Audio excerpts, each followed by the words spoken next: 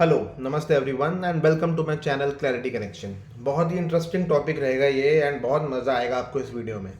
और ये टॉपिक है the prime minister in every house. और जिस टाइप की सिचुएशन आज की डेट में है हमारी कंट्री में, ये चीज़ पे वीडियो अब आपको और रेलिवेंट लगेगा। तो इसमें क्या है, जो मैंने टाइटल दिया ना, the prime minister in every house, इसको दो पार्ट्स में समझो। इसमें जो प्राइम मिनिस्टर की मैं बात कर रहा हूँ, यहाँ पे मेरा मतलब है कंट्री के टॉप मोस्ट लीडर थे। और जब मैं कह रहा हूँ prime minister in every house, तो मेरा मतलब है हर उस हाउस, हर अलग अलग हाउस में जो top most member, top most leader जो होता है ना, मैं उसकी बात कर रहा हूँ।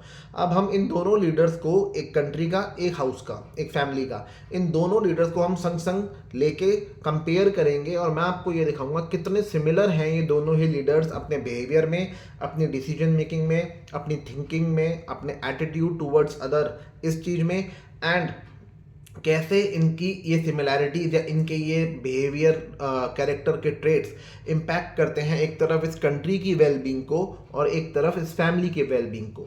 सो लास्ट तक बने रहना, इस वीडियो को पूरा देखना। एंड वीडियो का टाइटल, वीडियो का टॉपिक अच्छा लगा हो तो अभी इस वीडियो को लाइक कर दो एंड चैनल पे नए हो तो चैनल को सब्सक्राइब कर दो। एंड टूवर्ड्स दी एंड मैं टेक अवे भी दूंगा दोनों लीडर्स के लिए। तो सबसे पहली सिमिलैरिटी हम दोनों तरफ जो देखते हैं, और आप ना अपने माइंड में अपनी फैमिली के जो भी टॉप मोस्ट हैं लीडर, उनका उनको संग रखना, विजुलाइज करते हुए चलना एक एक करके, जब मैं जैसे जैसे ये बातें बताऊंगा, कम एंड चेक करना इसमें भी है, इसमें भी है, दोनों में है या नहीं।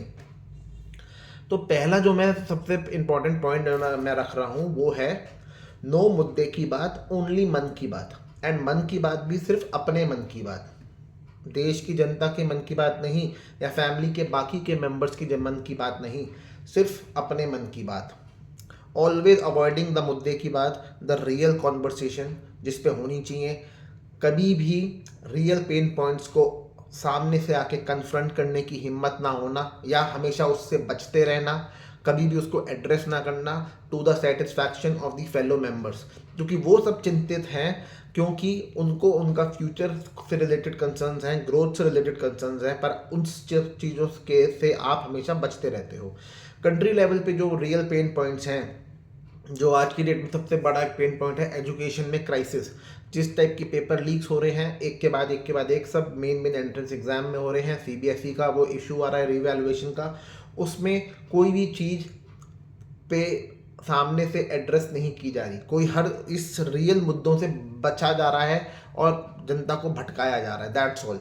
एजुकेशन है पर अनएम्प्लॉयमेंट है, एम्प्लॉयमेंट भले ही है पर स्टार्टिंग सैलरी इतनी लो है कि उस सैलरी के बेसिस पे आप कभी भी एक सफिशिएंट एसेट का बेस बना ही नहीं पाओगे ताकि आप फाइनेंशियल फ्रीडम के बारे में सोच सको, अनलेस एंड अनटिल आपको पीछे से आपकी फैमिली, आपके पेरेंट्स आपको सपोर्ट ना करें। उसके बाद वर्क कल्चर, वर्क कल्चर इतना ज़्यादा ख़राब है, वर्क लाइफ बैलेंस है नहीं कॉर्पोरेट्स में, एंड अनएथिकल कॉर्पोरेट प्रैक्टिस, जब चाहे ले ऑफ कर दिया, जब चाहे हायर कर लिया, जब चाहे फायर कर दिया, उस टाइप की प्रैक्टिसेस हैं। तो वो ये सब चीज़ से आप अवेयर हो। फैमिली के लेवल पे जो रियल पेन पॉइंट्स हैं वो आते हैं कि जो टॉप मोस्ट लीडर है वो उस पेन पॉइंट्स की उसको भनक ही नहीं है। और भनक उसको क्यों नहीं है? क्योंकि वो अपने ही कंफर्ट जोन के अंदर इतना कंफर्टेबल है, इतना कंफर्टेबल है कि उसको बाहर की दुनिया के बारे में कुछ पता ही नहीं। उसको उसके कंफर्ट जोन के अंदर जो उसका रूम है, उस रूम के अंदर उसको टाइम से नाश्ता मिल जाए, खाना मिल जाए, चाय मिल जाए, और मतलब मेडिसिन्स मिल जाए, जब ज़रूरत पड़े उसका ब्लड सैंपल कलेक्ट करने कोई आ जाए, जब ज़रूरत पड़े उसकी डॉक्टर विजिट हो जाए, और उसको किसी चीज़ से मतलब नहीं। सो पहला पॉइंट यहाँ पे आता है, not recognising the changing needs of the family, of the younger generation of the family. वो चीज़ रिकॉग्नाइज तो आप तब करोगे ना जब आप बाहर अपने कमरे से निकलोगे, आप अपने कंफर्ट जोन में ही पूरी तरीके से लगे हुए हो, आप अंदर ही हो, तो बाहर की दुनिया के बारे में आपको कुछ नहीं पता। जैसे जैसे वक्त बढ़ता है, फैमिली में बच्चे बड़े होते हैं, बड़े होके वो एडल्ट होते हैं, एडल्ट होके पढ़ लिख के वो जॉब लेते हैं, एंड जॉब करके उनकी भी शादियां होती हैं, ठीक है। एंड ये सब चीज़ें आपको पता है, आप विटनेस हो इन सब चीज़ों का। शादियां होती हैं और शादियों के बाद उनके बच्चे होते हैं। इन सब इस प्रोसेस के बाद जो एक वो बच्चा था फैमिली का, उसकी स्पेस की रिक्वायरमेंट बढ़ती है क्योंकि उसकी फैमिली आ गई अब, ठीक है, पहले जहाँ एक मिडिल क्लास हाउस होल्ड में सबका एक एक कमरा होता है, एक कमरा ग्रैंड पेरेंट्स का, एक पेरेंट्स का, एक उन बच्चों का जिनकी अब शादी हुई, तो पहले वो एक कमरा में वो अकेला रहता था, पर अब वो अपनी वाइफ के साथ रहता है। वाइफ का सामान, वाइफ की भी कबर्ड बन जाती है। फिर धीरे धीरे जब बच्चा होता है तो एक उनका डबल बेड तो होता ही है, प्लस उस डबल बेड के संग संग एक सिंगल बेड और आ जाता है। ठीक है, अब वो चाहे फोल्डेबल हो तो वो सुबह हट जाता है, रात को दोबारा उसको लगाना पड़ता है। पर अब ये ऐसा ही एक सिमिलर कमरा उस senior top most leader of the family के पास भी होता है, एंड जहाँ पे उसको अंदर ही सब कुछ मिल जाता है, उसको सब कुछ उसके शेड्यूल के हिसाब से चलता रहता है। और उसके कमरे में भी वही एक डबल बेड, एक कबर्ड और एक छोटी सी टेबल, जहाँ के जिसके ऊपर या तो उसने अपनी मेडिसिन रखी हुई हैं या उसने अपना कंप्यूटर रखा हुआ है जिस पे वो यूट्यूब पे महाभारत देखता है या रामायण देखता है। ठीक है, और उसकी मेडिसिन रखी हुई है, और एक कबर्ड है जिसमें उसके कपड़े, फाइल्स, डॉक्यूमेंट, पेपर ये सब रखे हुए हैं। अब वक्त के संग संग संग संग उसके कमरे में तो टेबल है, चेयर है उसके काम करने के लिए या उसका वीडियोस देखने के लिए, पर वक्त के संग संग जब वो बच्चा बड़ा, जब वो यंग जनरेशन वाली फैमिली होती है जिसकी शादी होती है, उसके जब बच्चे होते हैं, वो बच्चे जब बड़े होते हैं तो उनकी स्पेस की रिक्वायरमेंट बढ़ने लगती है, क्योंकि वो जैसे जैसे बच्चा बड़ा होता है, पहली बात तो वो लड़का, वो यंग जनरेशन का पहले एक बच्चा, फिर उसका स्पाउस आया, वो दो हो गए, अब वो एक तीसरा उसके संग बच्चा आया, अब वो बच्चा भी धीरे धीरे बड़ा हो रहा है, उसकी बुक्स, उसकी स्टेशनरी, उसके खिलौने, उसके टॉयज़, ठीक है, उसका इतनी चीज़ों को फैलाता है बार बार। तो होता क्या है, वक्त के संग संग वो जो स्पेस जो पहले सफिशिएंट लगती थी, अब वो धीरे धीरे कंजस्टेड फील होने लगती है, छोटी लगने लगती है। एंड जब दूसरा बच्चा भी हो जाता है तब तो वो और कंजस्टेड, सुपर कंजस्टेड हो जाती है। पर जो वो टॉप मोस्ट लीडर है वो अपने कमरे में पूरी तरह कंफर्टेबल है, उसको नहीं मतलब कि वो एक कमरे में दो लोग रह रहे हैं और यहाँ एक कमरे में दो एडल्ट और दो बच्चे रह रहे हैं। छोटे बच्चे के इतने सारे सामान दूसरे भी होते हैं, उसकी मेडिसिन, उसके खिलौने, उसका डाइपर और उसके ये उसका वो, तो वो दो बच्चे और दो एडल्ट वाली एक यंग फैमिली एक कमरे में चारों रह रहे हैं, एक डबल बेड, एक सिंगल बेड के साथ। ठीक है, और यहाँ पे एक कमरे में सिर्फ और सिर्फ वो टॉप मोस्ट लीडर रह रहे हैं। यहाँ पे स्टडी टेबल है, यहाँ पे एक वर्किंग टेबल है, पर इस यंग फैमिली के रूम में जहाँ पे बढ़ते हुए बच्चे हैं, स्कूल जाता हुआ बच्चा है, उसके पढ़ने के लिए स्टडी टेबल तक नहीं है, पर यहाँ पर है।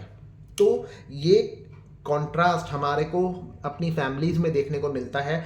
एंड जितने भी लोग आप ये वीडियो देख रहे हैं, आप प्लीज़ फीडबैक में लिखना कि ये चीज़ आप इससे रिलेट कर पाते हो या नहीं कर पाते हो। तो रूम की रिक्वायरमेंट बढ़ने लगती है, स्पेस की रिक्वायरमेंट बढ़ने लगती है। दूसरा, प्ले एरिया, जो ये दो बच्चे यहाँ पे पैदा हुए हैं, नए बच्चे जो ये हैं, ये कहाँ खेलें, इनके खेलने की जगह है ही नहीं।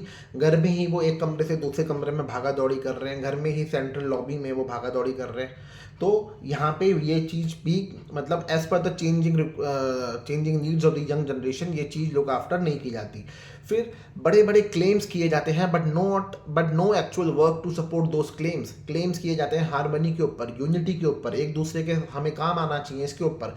पर कौन ज़रूरत के वक्त खड़ा रहता है, खड़ा नहीं रहता, ये चीज़ से पता लगता है कि आप कितने एक्चुअली मीन करते हो उन क्लेम्स को जो आप बस बोलते हो। उसके बाद sitting on the resources and not using them optimally, ताकि फैमिली की जो बढ़ती हुई नीड्स हैं, भले ही स्पेस की हो, भले ही फाइनेंशियल हो, भले ही कोई भी हो, वो ईजिली मीट आउट कर सको। अगर आपके पास रिसोर्सेज ही नहीं हैं तो अलग बात है, पर ज़्यादातर मिडिल क्लास फैमिलीज़ में रिसोर्सेज हैं, पर उस पर फैमिली के टॉप मोस्ट लीडर बैठे हुए हैं, जस्ट बैठे हुए हैं। कोई उन रिसोर्सेज की रीस्ट्रक्चरिंग के बारे में नहीं सोच रहा, कोई भी उन रिसोर्सेज की चर्निंग के बारे में नहीं सोच रहा, ताकि एक एडिशनल इनकम बेस भी क्रिएट हो, एक नई इनकम स्ट्रीम क्रिएट हो। कोई सोच ही नहीं रहा, बस बैठे हुए हैं और यही बोलने में हमेशा आता है कि भाई हमारे बाद देख लेना। आपके बाद ही सब कुछ कैसे देख लें, ये अफोर्ड हम नहीं कर सकते। आपके बाद ही अगर सब कुछ देखना है तो ये फैमिली को एक्सपेंड भी आपके बाद ही होना चाहिए था, तो क्यों बच्चों की शादी कराई। तो ये चीज़ों पे ध्यान देना और इस चीज़ के लिए अलर्ट रहना, मॉनिटर करना इस चीज़ को कि हमारी ही फैमिली है, अगर ये बढ़ रही है तो उस बढ़ने में, जैसे हम बच्चे की शादी में इतने खुश होते हैं, बच्चा पैदा होने पे इतने खुश होते हैं, तो इस चीज़ को भी संग संग याद रखो कि कुछ समय बाद यही जो खुशी है हमें जिस वजह से हो रही है, हमें जिस इंसान के पैदा होने से या शादी होने से हो रही है, इसकी वजह से कुछ ज़रूरतें आगे चल के बढ़ेंगी भी, और जब वो बढ़ेंगी तो हम उसको डिनाई नहीं कर सकते, हम उससे मुंह नहीं फेर सकते। उसके बाद स्टेटिंग ऑन द रिसोर्सेज मैंने आपको बता दिया, not being updated with the change realities. आज की डेट में रियल इकोनॉमिक सिचुएशन कैसी है इससे अपडेटेड रहना ही नहीं, या रहना तो पर हमेशा एक डिनायल मोड में रहना, और हमेशा यही ग्लोरीफाई करते रहना कि हमने तो ऐसे करा था, हमारे ज़माने में तो ये हो गया था, हमारे ज़माने में तो वो हो गया था। आज की डेट में इतने बड़े बड़े कॉन्ट्रास्ट हैं। पहला सबसे बड़ा कॉन्ट्रास्ट ये है कि एजुकेशन बट अनएम्प्लॉयड वर्सेस पहले जॉब आसानी से मिल जाया करती थी। अब आज की डेट में अनएम्प्लॉयमेंट इतनी है, पहली बात तो एजुकेशन के भी क्राइसिस हैं, वो पार अगर आपने कर लिया तो आपको जॉब मिलने की एक टेंशन है, पर पहले जॉब आसानी से मिल जाया करती थी क्योंकि एजुकेशन का एक्सेस पहले इतना ज़्यादा था ही नहीं। तो कम लोग एंट्रेंस एग्ज़ाम देते थे, और वो ही कम लोग जो एंट्रेंस एग्ज़ाम देते थे उन्हीं के बीच एक हायर चांसेस होता था कि आपको जॉब मिल जाए। और पहले जब आपको जॉब मिलती थी तो इतनी क्विकली ले ऑफ नहीं होते थे, हायर एंड फायर नहीं होता था, पर आज होता है। पहले की जॉब जब आपको मिलती थी तो 30 से 40 साल की लंबी आप एक जॉब करते थे, और उसके बाद आपको एकदम शान से फंक्शन में आपको रिटायरमेंट का आपका फंक्शन होता था, जिसमें आप अपनी फैमिली के संग आते थे, आप स्पीच देते थे, सब लोग आपको सुनते थे, आपको स्टेज पे बुला के आपको कुछ दिया जाता था, मोमेंटो दिया जाता था, और फिर आप अपने घर खुशी खुशी चले जाया करते थे। आज की डेट में ले ऑफ ही कब हो जाए पता नहीं, इतनी अनसर्टिनिटी है। ठीक है, उसके बाद अगर आप एम्प्लॉय हो भी गए तो भी आपकी स्टार्टिंग सैलरी इतनी लो होती है, जैसा कि मैंने पहले बताया कि आप एक सफिशिएंट एसेट बेस उस सैलरी के बेसिस पे बना ही नहीं सकते। टॉक्सिक वर्क एनवायरनमेंट, आज की डेट में work life balance zero, office का भी काम ऑफिस में और ऑफिस का काम घर पे भी, कम्यूटिंग के दौरान भी हमेशा ऑनलाइन रहने की रिक्वायरमेंट, एक्सपेक्टेशन। पहले ऐसा नहीं होता था, पहले एक स्टैंडर्ड वर्किंग आवर्स होते थे, उसके बाद आपकी छुट्टी हो जाती थी और ऑफिस से कोई लेना देना नहीं होता था, संडे को कोई काम नहीं होता था, सैटरडे को कोई नहीं होता था, कम्यूटिंग में कोई नहीं होता था। पर आज की डेट में ये सब होता है। ओवर टाइम भी अगर आप करते थे तो ओवर टाइम के भी आपको पैसे मिलते थे, पर आज की डेट में इस चीज़ की कोई मॉनिटरिंग ही नहीं है, ये चीज़ नहीं होती। तो रियलिटीज़ बदल चुकी हैं, पर आप रियलिटीज़ से अपने आप को अपडेट करना चाहते ही नहीं हो। उसके बाद taking credit for all the good work, for all the success, but blaming others for all the failures. अब और फैमिली लेवल पे भी ये चीज़ कैसे प्ले आउट होती है, फर्स्ट ऑफ ऑल अगर फेलियर कुछ हो गया तो not coming forward to take that responsibility, ऐसा कभी नहीं होगा। हमेशा you will blame it to someone else, avoiding questions of the fellow members, उनके आप क्वेश्चंस लेने से बचोगे। ठीक है, फिर ब्लेमिंग अदर फॉर मिस्टेक, जैसे कि अभी कंट्री लेवल पे हम कैसे देखते हैं कि हमेशा देश के हमारे जो प्रधानमंत्री हैं वो नेहरू जी ने ऐसे करा था, नेहरू जी ने वैसे करा था, वो यही कहानी बार बार बोलते रहते हैं। तो ये चीज़ बोलना सॉल्यूशन नहीं है। आप अब लीडर हो, आप टॉप मोस्ट लीडर हो, you have all the parts. Spiderman movie में भी ये डायलॉग आया था, with great parts come great responsibility. अब रिस्पॉन्सिबिलिटी जहाँ पे एक्सेप्ट करने का टाइम आया तो आप मुंह छुपा के भाग रहे हो, तो ऐसा नहीं होता। तो स्टॉप, दूसरी बात इसके अलावा, स्टॉप ग्लोरीफाइंग या क्लेमिंग दैट जो भी अच्छा हुआ है वो आप ही के राज में हुआ है। ऐसा नहीं हुआ, जो भी सब कुछ अच्छा हुआ वो पिछले 12 सालों में ही हुआ, ये सच नहीं है। कुछ ना कुछ उस अच्छे की फाउंडेशन पहले भी रख दी गई थी। उसके बाद दूसरा सबसे बड़ा पॉइंट ये आता है, not allowed to ask questions. हम क्वेश्चंस कर ही नहीं सकते, ना फैमिली के टॉप मोस्ट लीडर से, ना कंट्री के टॉप मोस्ट लीडर से। और थर्ड पॉइंट, अगर हमने वो क्वेश्चन कर लिया तो वी विल बी सप्रेस्ड। हमारे हमारे क्वेश्चंस को दबा दिए जाएंगे, और अगर हमने डिसएग्रीमेंट शो करा तो हमारे को ट्रोल कर दिया जाएगा, हमें शेम कर दिया जाएगा। और ये कौन करेगा? ये करेगी आर्मी ऑफ द चमचा।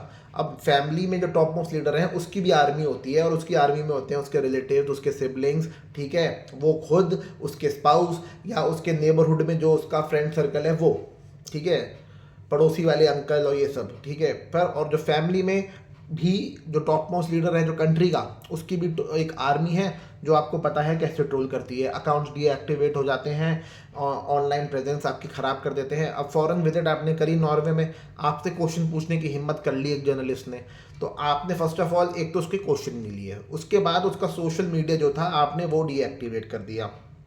तो ऐसा होता है। चौथी सिमिलैरिटी दोनों में ये है कि distraction of focus to the irrelevant issues, फालतू के इररेलेवेंट इश्यूज पे आपको भटका दिया जाएगा और आपको मुद्दे की बात से हमेशा डिस्ट्रैक्ट कर दिया जाएगा ताकि आप मुद्दे की बात कर ही ना सको।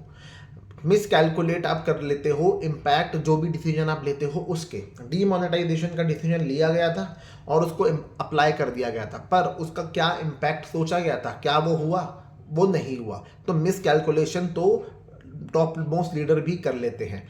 पांचवा पॉइंट, अपनी पोजीशन के हिसाब से मैच्योरिटी शो ना करना, इसको हम कहते हैं बड़प्पन। बड़प्पन जब हम बोलते हैं तो हम बड़ों से ही बड़प्पन की उम्मीद करते हैं, बड़े हो तो बड़प्पन दिखाओ।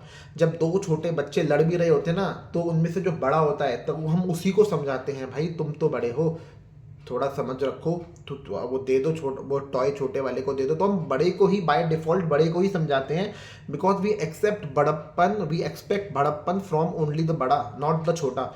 पर यहाँ पे ऐसा नहीं है। यहाँ पे क्या है, फैमिली लेवल पे जेन्युइन नीड्स भी है ना जो फेलो मेंबर्स की, उस तक को एड्रेस नहीं किया जा रहा, उस तक को सुना नहीं जा रहा। एंड पुराने बिलीफ सिस्टम के हिसाब से ही आप चले जा रहे हो, अपने आप को आप उसी में फंसे हुए हो टाइम ट्रैप के अंदर, और बार बार ये हमारे ज़माने वाला आप फंडा लगाते रहते हो। सिक्स्थ पॉइंट ये है, minimising the mismatch between reality and promise.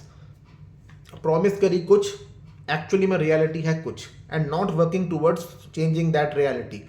Reality आज की डेट में फैमिलीज की ये है, there is no unity, there is no communication, and एक दूसरे से बात करना कोई पसंद नहीं करता। ये चीज़ दिखती ज़रूर है पर इस चीज़ को चेंज करने के लिए काम कोई नहीं करता। पर promise on the other hand क्या कर रहे होते हैं कि फैमिली की हारमनी, फैमिली सारी फैमिली एक है, फैमिली पूरा एक यूनिट है, हमारी फैमिली यूनाइटेड है, एक यूनिट है। पर ऐसा नहीं होता। फिर बच्चों को ज़्यादातर प्रायोरिटी लिस्ट में नीचे रखा जाता है as compare to guest, as compare to relative, as compare to the society, and जिस वजह से उनको अक्सर कंपेयर करा जाता है, उनको अक्सर शेम करा जाता है in front of the social circle. अब ये चीज़ आप करते हो और फिर क्लेम आप करते हो, प्रॉमिस आप करते हो कि सब, हर कोई बराबर है, हम सब बराबर हैं, सब इक्वल हैं, सबसे इक्वल ट्रीटमेंट होता है। नहीं होता सबसे इक्वल ट्रीटमेंट, डिस्क्रिमिनेशन होता है ट्रीटमेंट में। एक ही टॉप मोस्ट लीडर फैमिली का एक पर्सन से ज़्यादा फेवरेबल बातें करता है और दूसरे से नहीं करता। ये आपको आपकी फैमिली में क्या ये चीज़ होती दिखती है तो कमेंट बॉक्स में बताना। उसके बाद बड़े बड़े क्लेम्स करे जाते हैं, वो सब खोखले क्लेम्स। कंट्री लेवल पे भी रियलिटी क्या है आप सबको पता है, एग्जाम पेपर लीक हो रहे हैं, सीबीएसई में इशू आ रहे हैं, बच्चे सुसाइड कर रहे हैं एग्जाम्स कंडक्ट ना होने की वजह से ठीक से, एंड लीडर्स अपने आप को बोलते हैं विश्वगुरु। विश्वगुरु कहाँ से हो गए हम, देश का डंका कहाँ से बज रहा है? तो ये गलत है। Foreign institutional investors stock market छोड़ के जा रहे हैं, इकोनॉमी नीचे आ रही है, गोल्ड खरीदने से तुमने मना कर रखा है, फ्यूल खरीदने से तुमने मना कर रखा है, and on the other hand आप अपनी इन प्रोमिसेस को खुद डेमोन्स्ट्रेट करने की बजाय आप खुद अगले दिन चले जाते हो नॉर्वे फॉरेन विजिट करने, एंड वहाँ पे भी आप जर्नलिस्ट के क्वेश्चन नहीं लेते हो और उसको आप शांत करा देते हो एक मेलोडी खिला के। जो मैंने बताया था ना, पोजीशन की, अपनी पोजीशन के हिसाब से मैच्योरिटी शो ना करना, बड़प्पन वाला पॉइंट। अरे बड़प्पन, उस पोजीशन की तो रिस्पेक्ट करो यार जिसकी वजह से आप जा रहे हो फॉरेन विजिट पे। आप वहाँ पे नेगेटिविटी को एड्रेस करने की बजाय, क्वेश्चंस लेने की बजाय, वो तो आप ले नहीं रहे, ऊपर से आप मेलोडी खिला के अपनी वो वीडियो क्लिप वायरल आप करा रहे हो। सो ये यहाँ पे जो ये बहुत ह्यूज मिसमैच है ना इन दोनों चीज़ों में, ये खत्म होना चाहिए। और फिर आप एक्सपेक्ट करते हो देश 2047 तक एक सुपर पावर बन जाए, सीधा इतना बड़ा क्लेम, सीधा सुपर पावर बनेंगे। उसके बीच की जो सीढ़ियाँ हैं वो तो चढ़ो पहले एक एक करके, वो तो पूरे हो नहीं रहे। ठीक है, ऑन ग्राउंड में क्या रियलिटी है, ऑन ग्राउंड क्या वर्क है, इसके ऊपर कोई बात नहीं कर रहा। ठीक है, और आप सीधा सुपर पावर बनने की बात कर रहे हो। ये पता नहीं सच कैसे है। उसके बाद सातवां पॉइंट ये है, no accountability, no responsibility and no transparency.